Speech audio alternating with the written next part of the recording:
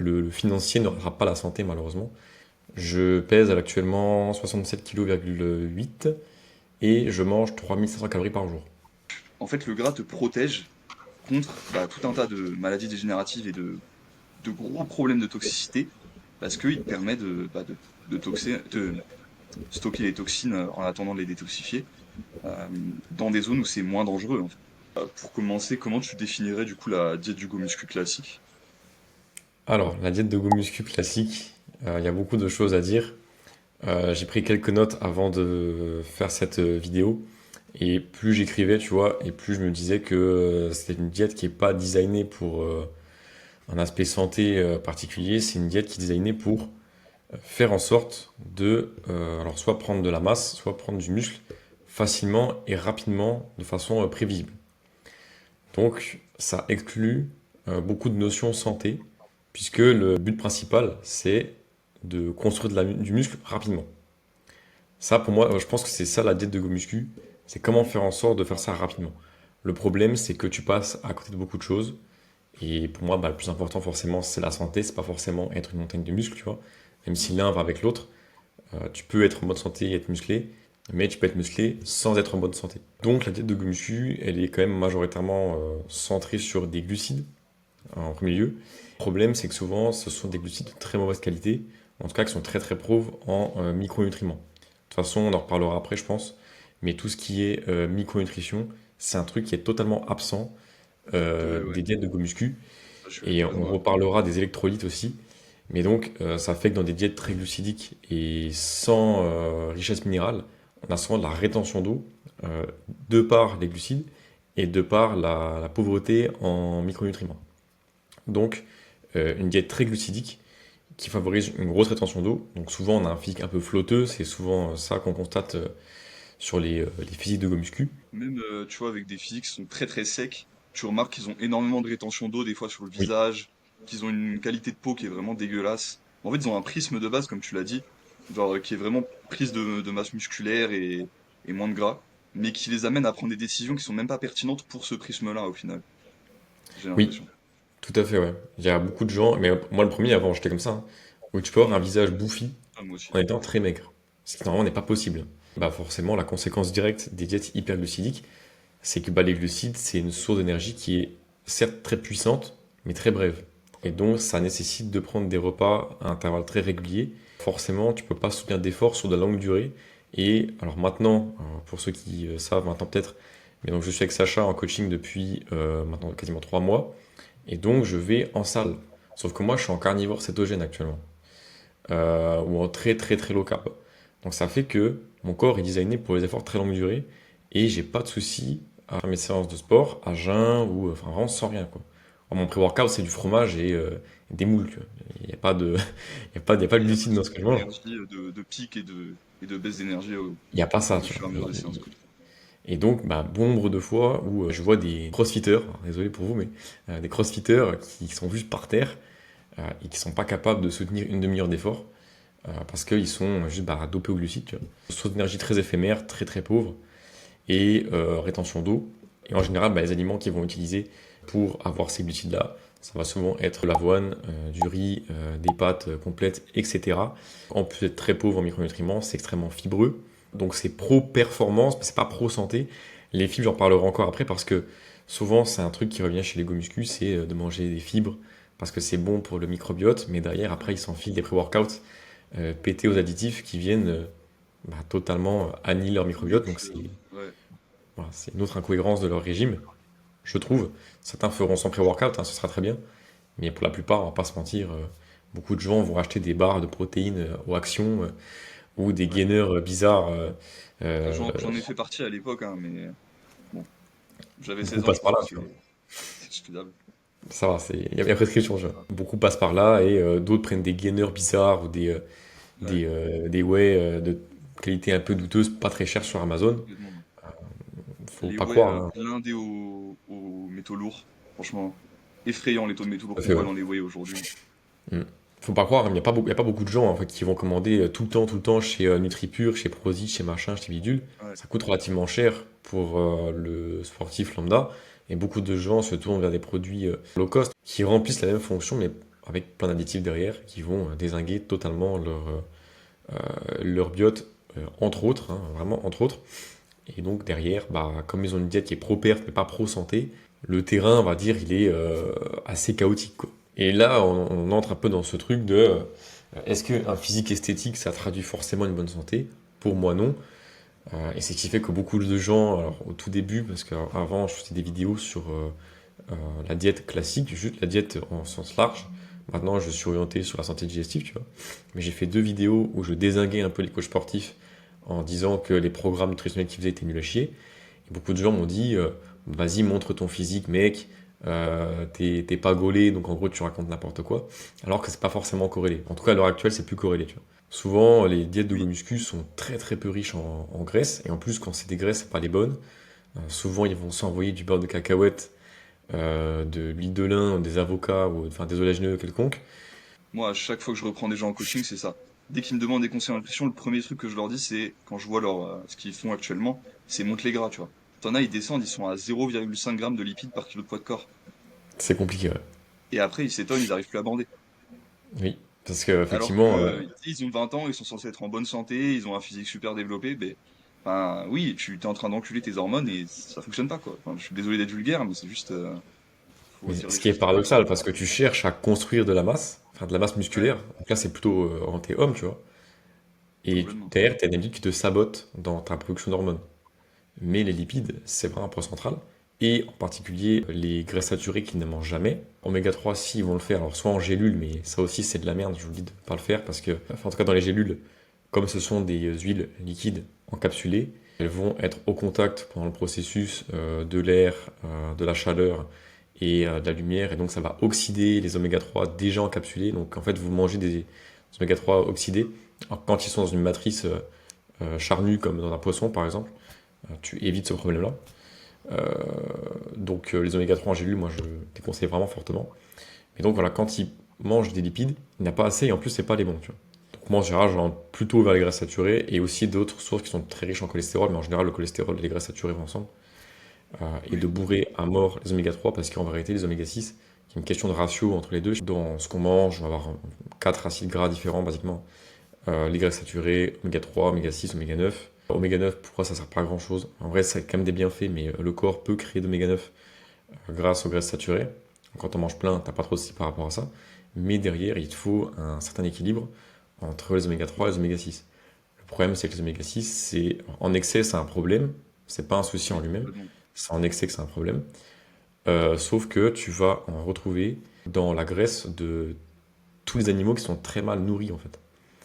Le souci, c'est que c'est ultra abondant dans notre diète moderne. C'est super compliqué d'esquiver ces oméga 6 et ces graisses de mauvaise qualité. À moins d'être comme Oui. Sacha dans sa ferme, tu vois. Ouais, Là, ouais, c'est ouais. compliqué. Mais moi, j'avoue que j'ai un milieu idéal, donc je sais que tout le monde ne peut pas faire ce que je fais, mais c'est sûr que l'idéal, c'est d'avoir ta ferme et d'avoir tes animaux, parce que là, tu contrôles littéralement tout ce que tu manges. Mais à une moindre échelle, pour contrôler ce que tu manges, si tu as un budget assez réduit, déjà, je dirais que le mieux, c'est d'éviter tout ce qui est animal monogastrique, de ce que j'ai bien compris, Ouais. parce que Ouais, ils ouais, ont un bien moins bon traitement des graisses. Donc typiquement, les poulets, le porc, etc., bah, c'est les viandes les moins chères. Mais vu qu'ils vont être nourris à fond au grain et même aux huiles de lin, etc., les agriculteurs, pour vous dire, parce que j'en connais et je connais ce qu'ils se disent entre eux, les agriculteurs qui engraissent les porcs, ils mangent jamais le porc qu'ils engraissent. Ah, Voilà. C'est important à savoir quand même, ils mangent seulement des porcs qui vont engraisser séparément et qui vont mettre mm. dans des champs en fait, qui vont nourrir avec un peu de céréales, mais pas d'huile végétale complètement oxydée et complètement dégueulasse. Et parce qu'en fait, ils savent que c'est d'extrêmement mauvaise qualité et que comme le porc, bah, il a qu'un seul estomac, il a un moins bon traitement justement de ces acides gras que par exemple le, le bovin qui va avoir 8 estomacs, qui va réussir à transformer cet acide linoléique et ces oméga 6 dégueulasses en vrai en quelque chose de correct globalement. Donc voilà, évitez les animaux monogastriques si vous avez un petit budget, privilégiez les coupes de bœuf les moins chères. Voilà, Après, le souci des animaux monogastriques, enfin, donc on parle de la volaille et du porc en général, ouais, c'est que déjà c'est hyper simple à élever parce que ça mange n'importe quoi en fait. Oui, complètement. C'est strictement omnivore. Donc, d'un point de vue business, tu as deux choses. Soit tu te dis, bah ok, ils sont omnivores et donc on leur donne à manger des, des vraies bonnes choses de façon omnivore. Complètement. Là, actuellement, je suis à Perpignan et nous, on a du porc qui est élevé sur paille. Donc, ils mangent des œufs, ils mangent des patates, le truc, tu vois. Ouais, Donc, ça passe et c'est peut-être le seul porc que je mange. Mais d'un autre point de vue business, tu pourrais dire, bah, vu que c'est omnivore, on peut leur mettre n'importe quoi dans la bouche, ils vont le manger. Et donc, complètement. ça te donne des viandes pas chères. Et la volaille et le porc, c'est les deux viandes les plus vendues au monde, hein. Ouais, Et c'est les deux pires. complètement. Donc, faire très très attention quand on mange ce type d'aliments.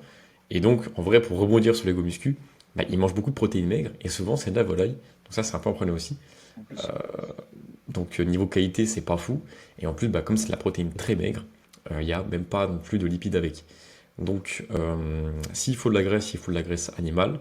Mais pour la bonne graisse animale, il faut faire attention, on va dire, où est-ce qu'on dirige notre argent.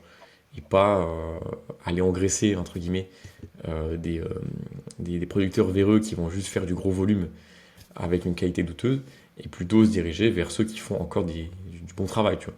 Donc ça demande encore une recherche et de se créer un réseau, on va dire, de producteurs ou d'éleveurs pour choper vraiment la meilleure cam possible, tu vois. Ça demande un petit peu de recherche, hein. Ça prend souvent, ça peut prendre quelques jours, le temps de voyager un petit peu dans sa parcelle, dans son patelin, et avoir quelques contacts par-ci par-là. Mais je trouve que le jeu en vaut vraiment la chandelle parce qu'à la fin, tu obtiens des produits qui sont vraiment d'une qualité incomparable. Et franchement, dans n'importe quelle ville, soit en France, quoi. En France, on a vraiment la chance d'avoir, dans quasiment tous les villages, on peut trouver des trucs de fou furieux. Donc, il faut juste chercher un petit peu. Après, effectivement, ça peut être plus ou moins cher. On va pas se mentir. En petite parenthèse comme ça, c'est peut-être moins cher financièrement parlant. Mais au niveau santé, c'est ce qui vous Tu payes. rapportera le plus de gains, en fait. Ouais, clairement. Donc, le financier ne rattrape pas la santé, malheureusement. Et quand un truc n'est pas cher du tout et que c'est vendu en grande surface, bah, souvent c'est au détriment de beaucoup de paramètres niveau santé qui sont c'est pas rentable sur le long terme. Autre problème avec la diète de Gomuscu, c'est que bah, niveau hydratation, c'est pas fou. Souvent c'est de l'eau de source ou de l'eau minérale. Mais Et puis ils ont voilà. des clichés en tête, genre faut boire 4 litres d'eau par jour, et ils se mettent à boire 4 litres d'eau par jour, et en fait ils vident leur corps de minéraux. Et t'es en mode, mais qu'est-ce que tu fais, tu vois? Ils passent leur temps à pisser, ils sont. Mais enfin, c'est atroce. Mais j'ai vu un gars qui disait qu'il fallait boire 1 litre d'eau pour 20 kilos de poids de corps. Donc pour moi, ça ferait 3 litres 5, tu vois, Ok, à peu près. moi ça ferait 4 litres et demi, tu vois. C'est Je fais énorme. Je sais pas si je 90, pense mon c'est compte de ce que énorme. 4 litres, quoi. Après, je bois 4 litres de lait cru par jour, donc je peux pas parler, mais Après, t'as peut-être un but de perte de poids derrière, j'en sais rien, tu vois. oui, oui, Parce que oui. le lait cru, c'est vrai que ça, c'est top pour la prise de poids, c'est assez hallucinant. Mais c'est très Et, calorique. et, et puis bon, au niveau hormones de croissance et tout le bazar, bon, je pense que c'est peut-être pour ça que tu en bois autant aussi. Hmm. Donc ça se comprend, tu vois, mais ça hydrate infiniment plus que l'eau, qui déshydrate plus qu'autre chose en fait. Donc les protéines maigres, donc pareil, ouais, donc c'est une diète qui est très glucidique, avec des mauvais glucides, très peu riche en graisse, et souvent pas les bonnes. Au niveau de protéines, en tout cas dans les ratios de protéines, j'ai pas trop de trucs à dire, souvent les tranches sont pas si mal que ça. Hmm. C'est plus protéiné que la moyenne globale des gens, donc ça c'est Ça, cool. c'est très bien, ça, par contre, je suis d'accord. Mais mon avis, c'est que les gens devraient manger beaucoup plus protéiné de base. Oui, Les quotas sont ultra bas. Et donc, quand même, là où les go muscu font un bon move, je trouve, c'est de manger plus protéiné que la moyenne. Maintenant, est-ce que c'est des protéines de qualité? On ne sait pas trop. Est-ce que c'est coupé avec de la whey? On ne sait pas trop. ouais. Voilà, c'est toujours un peu la question de la qualité. Et l'autre truc derrière que moi je trouve, c'est que quand tu manges très gras, pour avoir derrière une bonne santé hormonale et une bonne performance en règle générale, t'as de base une quantité de protéines qui est largement suffisante même pour un go muscu, tu vois. Moi je fais pas attention, mais avec les quantités de fromage, de lait cru et de viande grasse que je m'enfile, parce que moi je suis en cru principalement, donc je mange que des fromages au lait cru, du lait cru, de la viande crue, des œufs crus et quelques fruits quand même. Ben, typiquement, avec tout ce que je mange de gras, j'ai pas besoin d'y réfléchir et souvent je suis à peu près 200 grammes de protéines par jour, tu vois. Ben, je pense que les go muscu devraient vraiment tourner vers ça parce que ça fait toute la différence niveau, que ce soit performance, énergie et stabilité aussi dans l'énergie. Et bah, c'est beaucoup plus facile de prendre du poids aussi avec ce type de diète. Mais le pire étant, bah, des gens qui font des collations ou qui prennent des shakers juste pour gratter 20 grammes de protéines, tu vois, ou 30 grammes de C'est ça protéines dans la surtout. journée. Ils galèrent à avoir leur taux de protéines quotidien, Alors les que go c'est muscu. trop simple. Et moi, je me rappelle quand je mangeais comme eux, je galérais aussi. T'es obligé de t'enfiler des barres protéinées, des shakers de whey, des ceci, des cela, et t'arrives jamais à tes taux, tu vois. Carrément, tu comptes les protéines de riz dans l'eau, alors que c'est pas des protéines complètes. Parce que bah, quand tu manges Et pas gras, c'est super compliqué d'avoir des protéines isolées, tu vois. Sauf en protéines maigres. Donc c'est super dur. C'est vraiment, à part la whey et la protéine maigre, c'est super compliqué d'avoir de la prot toute seule. Mais en ce moment, je mange 200 grammes de poisson gras, 200 grammes de viande crue, 400 grammes de fromage, 1 litre de lait cru par jour, 100 grammes de moelle. Qu'est-ce que je mange encore? 100 grammes de pain au levain, en général 50 grammes de beurre encore, et un ou deux œufs par jour encore. Et j'ai dû oublier un truc, je sais plus. Et des boissons électrolytiques, donc souvent je prends du citron, je prends de l'orange, le lait cru en plus, ou je me fais. C'est très rare que je prenne des électrolytes en poudre. J'aime pas trop faire ça, mais ça dépanne souvent. Donc je fais ça. Et effectivement, ouais, je suis à 250 grammes de lipides par jour. Mais à côté, je sais que j'ai 150 grammes de prot sans réfléchir en fait. Vraiment sans complètement. réfléchir. T'es pas tout le temps en train de te dire putain, mais comment mon quota va être rempli, je sais pas quoi. Mm. À faire des shakers Juste tu pré-workout, manges et intra-workout. ça passe tout seul, quoi. T'as pas besoin de réfléchir à ça, ouais, exactement. Ouais. Autre problème avec la diète de Gomuscu, c'est qu'il y a souvent des bienfaits qui sont jamais compris. Alors là, je parle vraiment des Gomuscu très clichés qu'on voit sur Instagram, donc c'est pas le cas de tout le monde. Je sais qu'il y en a qui font bien la chose. Mais quand je parle des bienfaits qui sont jamais compris, t'as beaucoup de Gomuscu qui vont manger des végétaux en te disant ouais c'est riche en antioxydants par exemple. Oui, Donc moi je vous pose la question, qui dans les gens qui matent la vidéo ou dans ton entourage sait exactement ce que c'est un antioxydant? Comment ça marche? Personne. Voilà, personne. personne parce que c'est ultra compliqué en fait. C'est Oui. pas juste oui t'as les radicaux libres, il faut les neutraliser avec un antioxydant et comme les radicaux libres c'est ce qui entretient le vieillissement cellulaire, bah c'est bien parce que ça te fait vieillir moins vite. Ça c'est vraiment un truc qu'on entend partout. Les Mm. antioxydants, c'est vraiment un truc ultra complexe. Même moi, j'ai pas encore pensé le truc à fond. C'est super compliqué. Et surtout que c'est pas exclusif à ce qui est dans les végétaux. Souvent, on va te parler tu sais, des polyphénols, des trucs comme ça, tu vois, Oui, oui, en oui, disant que complètement. c'est cool. La vérité, c'est que les plus puissants antioxydants sont des minéraux. Donc le zinc, le sélénium, le cuivre, pardon. Voilà. Trois puissants antioxydants que tout le monde s'en fout. Alors autant le zinc, c'est bien vendu maintenant en termes de compléments alimentaires, mais souvent c'est pour l'acné que c'est brandé. Ça parle souvent de la peau, mais en vrai, quand tu manges animal, au moins animal-based, le zinc, tu roules dessus, hein. T'es en Mais général à ça, des c'est le taux truc, c'est que énormes. tous ces minéraux dont tu parles, ils sont mais présents mais en abondance dans la viande, encore plus dans la viande crue d'ailleurs, parce que c'est ce qui est le plus dénaturé, il me semble, par la cuisson, c'est les minéraux. Euh, Ouais, ça dépend lesquels, mais ouais. oui, oui, ça dépend lesquels. Mais donc, pourquoi en fait? Pourquoi on aurait besoin d'antioxydants végétaux si ceux qu'on assimile le plus, généralement évidemment, et qui sont présents de manière abondante, bah, c'est dans les produits animaux en fait. Bon, il y a toujours un peu ce côté un peu de lobbying, je trouve. C'est que bah, quand tu te donnes des bons arguments pour consommer un aliment, bah, ça le rend tout de suite plus intéressant. Personne va te dire que dans les produits animaux, effectivement, tu as beaucoup de zinc et de sélénium, et encore que le sélénium et le cuivre, d'ailleurs, sont deux minéraux normalement qui sont dans le sol, et donc c'est très dépendant de là où tu habites.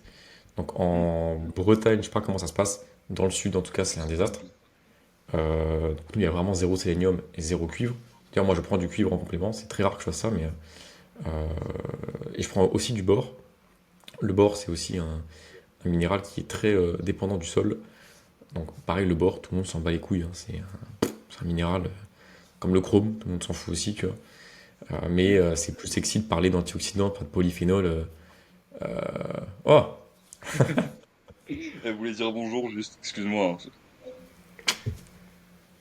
Mais oui, c'est sûr que c'est à la gueule. Mais c'est sûr que c'est plus intéressant, plus sexy de parler de polyphénol et de Oui, produits végétaux qui sont très colorés, etc. C'est toujours plus sexy avant. Mais les produits animaux, en vrai, enfin, contiennent en tout cas les antioxydants les plus puissants. Et après, le top du top, c'est le glutathion, mais ça, c'est un truc qu'on synthétise. Donc, c'est pas forcément directement assimilable comme ça. Mais donc, souvent, on va te dire, voilà, c'est plein d'antioxydants, c'est génial. Moi, ma petite poêlée de légumes, je la mange tous les jours, c'est plein de fibres, plein d'antioxydants, c'est génial. La réalité, c'est que personne ne sait vraiment comment ça marche. Et donc, c'est un petit peu, tu sais, placardé comme ça, en disant, ce que je fais, c'est bien parce que, mais en vrai, Ouais. tu sais pas concrètement comment ça marche, tu vois. Mais même moi, je vous le dis, hein, qui suis vraiment dans le truc, la nutrition, c'est vraiment ma passion, hein. Ça fait des années que je fais ça, et même moi, j'ai pas encore tout compris, hein. Non pas que je me place comme celui qui sait tout, au contraire, il y a plein de choses que je connais pas encore, mais franchement, la nutrition, je vous dis, plus le temps avance et plus je trouve ça difficile. Brocoli, souvent on va te dire ouais c'est cool parce que ça inhibe la conversion. En fait, ça inhibe l'activité de donc l'aromatase. L'aromatase, c'est une enzyme qui convertit ta testosterone. Donc Oestrogène, ouais. forcément, tu te dis les brocolis, ça inhibe l'aromatase. Donc conclusion, j'ai plus de testostérone parce que je convertis moins d'oestrogène. Super. Donc qu'est-ce qu'il a fait Théo il y a 2 ans? Il s'est bouffé des brocolis crus tous les jours. Ah, Voilà. À ne pas faire parce que c'est un véritable désastre en termes de santé digestive. Je vous dis, il faut pas faire ça. Mais ce que je savais pas à l'époque, c'est que les brocolis, ils contiennent une, une toxine qu'on appelle les glucosinolates. Et le problème de ça, c'est que ça va capter l'iode. L'iode qui est essentiel pour ta thyroïde. Et la thyroïde est dicte en très grande partie l'activité hormonale. Donc, bizarrement, en fait, quand tu t'envoies des crucifères, c'est la famille des choux, au sens très large, ça imite ta fonction thyroïdienne. Alors, toute proportion gardée, hein. Si tu manges 100 grammes par semaine de crucifères, il va rien se passer, normalement. oui, tu vas pas mourir. Voilà, je suis pas en train de dire non plus, faut tout arrêter, hein. Même si moi j'en mange zéro, à l'époque j'en mangeais vraiment 100-200 grammes par jour, tout le temps, hein. Donc, c'était assez énorme. Mais donc ça inhibe ta fonction thyroïdienne et donc ça te baisse ta testostérone. Donc c'est très paradoxal. Complètement. Ça, plus c'est ultra ultra indigeste. Donc ça c'est un peu dans le thématique des bienfaits qui sont placardés mais sans savoir vraiment à quoi ça renvoie. Parce que souvent aussi on va te proposer des aliments en te donnant que les bienfaits mais pas les méfaits. Ce qui est le cas des légumes. C'est pareil. On va te dire ouais c'est plein de fibres, plein d'antioxydants, mais derrière on te dit pas concrètement les méfaits que ça va t'apporter, tu vois. Que les fibres c'est pas forcément utile sur un terrain qui est déséquilibré, que tu as des toxines Ça- dedans. Il me semble que ça peut des fois même empirer les choses, hein, avec cette fibre. Parce que je vois souvent maintenant cette mode chez les go-muscu de carrément prendre des compléments alimentaires de fibres, en plus Hmm. des quantités d'haricots verts, etc., qui s'enfilent. Et tu le vois qu'ils ont une santé digestive, mais atroce, hein, c'est... Parce que les fibres, c'est pas automatique, en fait. Mais ça, c'est pareil, Non, tu non. vois. Les fibres, c'est vendu comme un remède à la digestion. Mais, mais non, en fait, c'est beaucoup trop réducteur. C'est beaucoup trop réducteur. C'est comme faire une synthèse, d'une synthèse, d'une synthèse, et on te vend que la synthèse toute finale en disant, vas-y, c'est bon, ça marche. Il y a tellement d'autres paramètres à prendre en compte, et c'est très compliqué, en fait. Donc, je dis pas que c'est impossible et que c'est juste, il n'y a pas de solution parce que c'est trop difficile à comprendre. Pas du tout. Mais juste que n'importe quel conseil de nutrition, même ceux qu'on donne nous, hein, ils sont pas automatiques et applicables pour 100% des gens. C'est vraiment pas possible. Donc, les fibres, c'est pas automatique. Les légumes, c'est pas automatique. L'animal based, c'est pas forcément automatique. Pour moi, c'est un but à atteindre, hein, l'animal based ou le carnivore. Mais c'est pas un point de départ qui est valable pour tout le monde. Souvent, quand tu démarres, tu peux pas démarrer directement en bouffant, en mangeant cru, animal, alors que tu as un passé peut-être de végétarien, hein, c'est pas possible. Faire une Oui. transition douce. Euh, Bah, il y a clairement, il y a donc, des... D'ailleurs, c'est pour ça, moi, ce que je suis principalement, c'est ce que faisait Avenus, donc la Primal Diet. Alors, il y a beaucoup d'incohérences scientifiques dans ce qu'il dit, mais au final, la méthodologie, on comprend qu'elle est bonne pour d'autres raisons que celles qu'il affichait. En fait, il essayait d'expliquer scientifiquement des choses qu'il savait pas. Donc, des fois, c'était foireux, faut le dire. Mais au final, moi, j'arrive à comprendre pourquoi bah, ça fonctionnait. Parce qu'au niveau des résultats avec ses clients et avec les gens qui le faisaient, objectivement, ça marchait très bien. Mais à chaque fois, en fonction des terrains, des anciens végétariens, des anciens véganes, euh, des anciens gros buveurs de café, il y avait différentes astuces et différents, disons, passages un peu obligatoires pour arriver à une diète, justement, par exemple, tôt carni cru, même s'il y a quand même des fruits et des produits laitiers, etc. Au final. Donc, oui, clairement, hein, le terrain va changer beaucoup de choses. Et bah, comme tu dis, c'est pas automatique, hein. effectivement, ouais, pour moi, l'animal base, c'est un but à atteindre. Le point de départ, forcément, il est modulé par rapport au terrain de base. Les gomuscu étant abreuvé d'une diète plutôt bancale, avec un panel d'aliments bancal aussi, et de compléments bancal également, c'est très compliqué de brandir, si tu veux, des bonnes raisons de manger tel aliment, sachant que le terrain est de base, il est complètement chaotique, tu vois. Enfin, s'il y avait un terme à garder de la diète comme c'est du chaos, je pense. Et pareil pour les compléments alimentaires. Donc, souvent, bah, en fait, je reboucle sur ce que j'ai dit avant, hein. Ils mangent des fibres pour le biote, mais derrière, en fait, les compléments alimentaires que la plupart des gens mangent, ils sont bourrés d'additifs, de résidus chimiques et toxiques, et ça vient parasiter non seulement flopper de processus biochimiques dans leur corps, mais surtout ça ruine peut-être leurs efforts à côté. J'applaudis quand même les industriels qui vendent des compléments alimentaires parce qu'ils arrivent à faire passer des produits de merde pour des choses indispensables. Pour des Ça, choses, je, ouais. ça, je dois avouer que c'est Mais à incroyablement bien chaque fois fait. qu'il y a un complément où on se dit, ah, celui-là, il est bien, celui-là, il est safe, 20 ans après, on s'aperçoit qu'il y a un problème, tu vois. Genre, la Oui. protéine en poudre, avant, on se disait, ouais, bah, c'est juste de la protéine de lait, il a pas de souci. Bah, on se rend compte qu'à cause des procédés industriels derrière, c'est pas très digeste. On se rend compte aujourd'hui qu'il y a des taux de métaux lourds complètement aberrants dans la plupart des protéines qui sont vendues sur le marché, même chez certaines marques de qualité. Non seulement ça, mais souvent, il y a même pas les taux de protéines qui sont affichés sur la boîte et ils rajoutent non seulement des additifs, mais même des Hum. sucres, sans que ce soit dit nulle part. Donc ça c'est pour les protéines en poudre. Après au-delà des protéines en poudre, les oméga 3 qui avant on pensait que c'était génial, maintenant on se rend compte que bah oui quand tu les sépares du poisson et que tu les mets comme ça ils s'oxydent très facilement. Au final bah t'as encore un produit de mauvaise qualité. Donc c'est très compliqué la nutrition, mais moi je dirais qu'en même temps c'est très simple. On en revient toujours au même truc, c'est manger des aliments bruts et des aliments sains quoi. C'est peut-être trop simplifié, mais voilà. Si déjà tu arrives à manger brut, enfin d'arrêter toutes ces conneries de transformer et de manger brut et de la qualité et de la densité, on en parlera après de quels sont les aliments à introduire, tu vois. Mais si tu à manger juste brut et dense, tu as déjà fait un énorme pas. Parce que tu remarqueras aussi un truc, c'est que les pré-workouts ou juste les collations, etc., qui sont donc industrielles, elles sont tout le temps déguisées en, en friandises. Ou alors le packaging, il fait très boîte de céréales, je trouve. Mais boîte de céréales américaine, flashy, avec Oui, oui. des... Par exemple, les gainers, je pense, tu prends n'importe quel gainer sur Google, tu regardes, tu auras toujours un putain de lion, un gorille, c'est écrit Ouais, gainer, ouais, masse, en doré et tout. à Rich Piana Euh, avec ouais, il y a un piranha tu sais, qui bouffe un truc, enfin, je sais pas, il y a un truc dans le genre, mais c'est toujours brandé comme ça, genre la puissance, achète-le s'il te plaît. Les bars, hein, on dirait vraiment des barres de gâteau, tu vois. T'as toujours des guignols sur Insta qui vont te faire des recettes de cookies protéinés, de muffins protéinés, de ouais. mousse au chocolat protéiné, je sais pas quoi. Euh, et alors ça, soyez d'accord ou pas, mais pour moi, ça cache une addiction cachée au sucre, qui est Mhm. cachée, qui est vraiment cachée, à travers des recettes pseudo-healthy qui visent en fait à reproduire, enfin qui visent pardon à permettre aux gens de manger des produits auxquels ils sont addicts de base, mais en se sentant moins coupables parce que c'est avec des produits un peu mieux. Alors en vrai c'est mieux, hein. Je dis pas le contraire, je dis que c'est mieux hein, Ça, ça de reste manger mieux. des muffins protéinés que des muffins de merde, hein, je dis pas le contraire, mais ça cache une addiction au sucre qui n'est pas assumée, je suis désolé, et en plus c'est corrélé avec vos diètes qui sont ultra glucidiques. Tape au-dessus. Si t'es un go muscu, que tu manges quand même, enfin que tu consommes quand même des glucides, ben en fait tu t'as envie de te faire plaisir, t'as envie de te faire un truc qui ressemble aux sucreries que tu mangeais.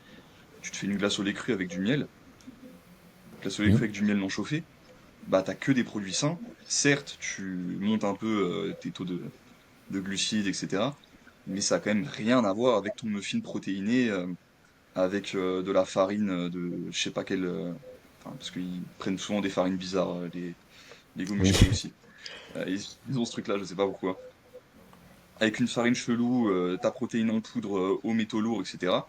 Ben, je pense quand même que ta glace au lait cru maison, ça nourrit un peu ton addiction au sucre, certes, mais c'est quand même un cran au-dessus encore en termes de santé, tu vois. Faut avoir du recul sur ta propre situation, tu vois, aussi.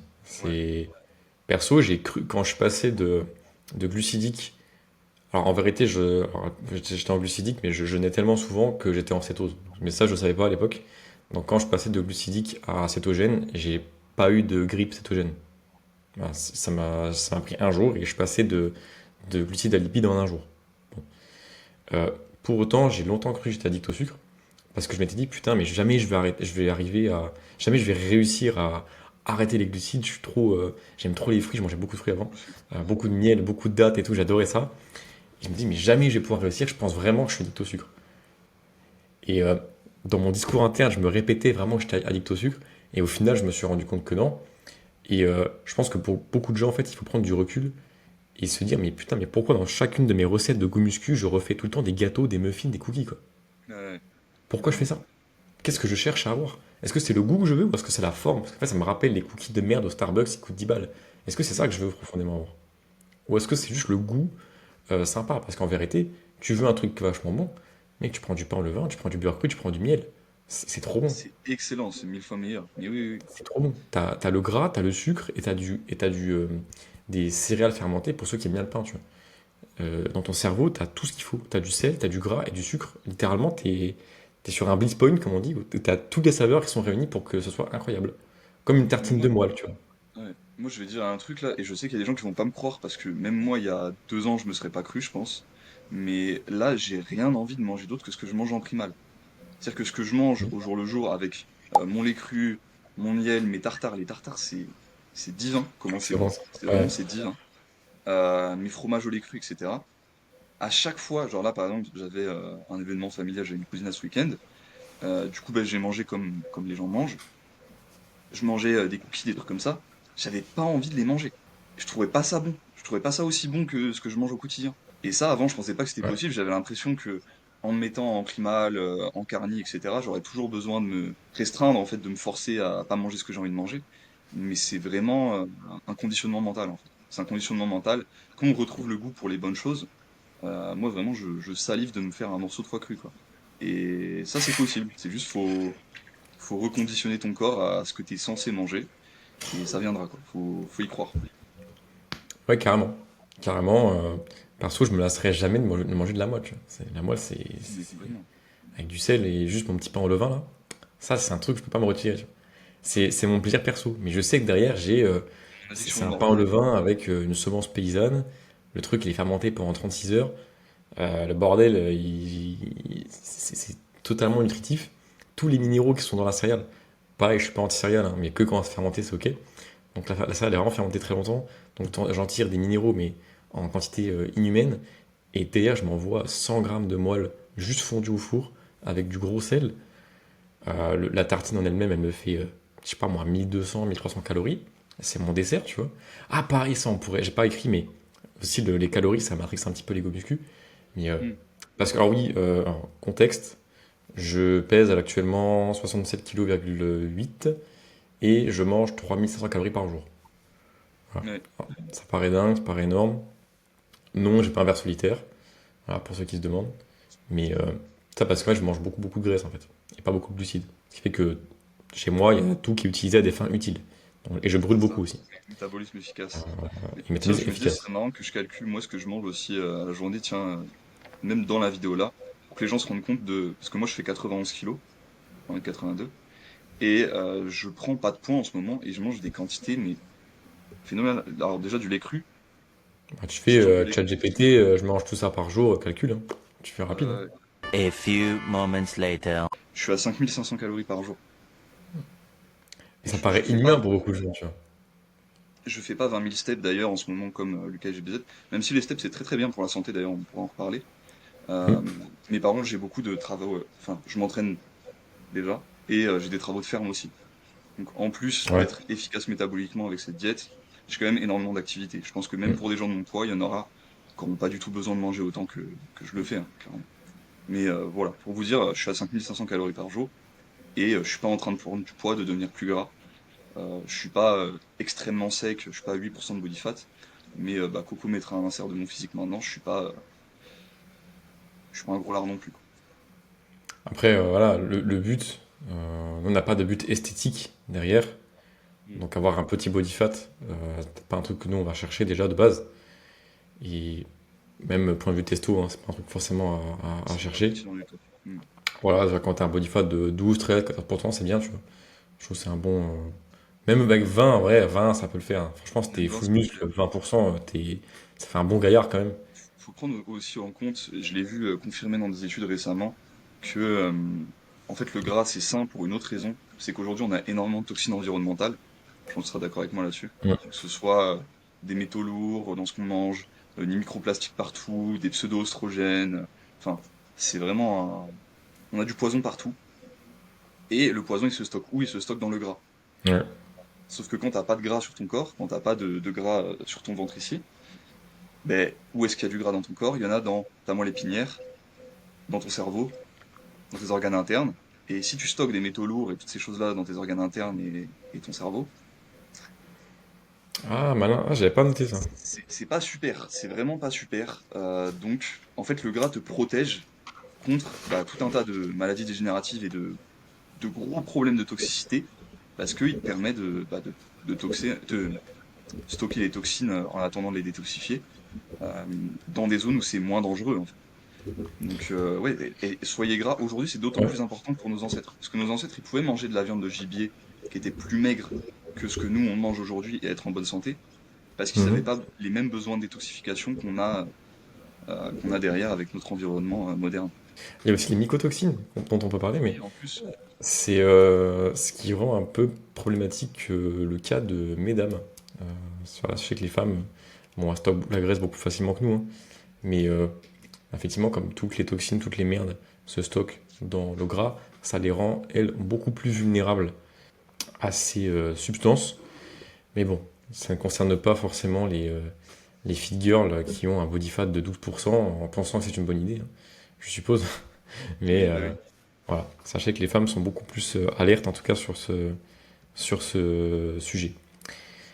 Déjà, en tout premier, je pense, conseil à appliquer dans vos diètes, c'est juste de mettre beaucoup plus de graisse que de glucides.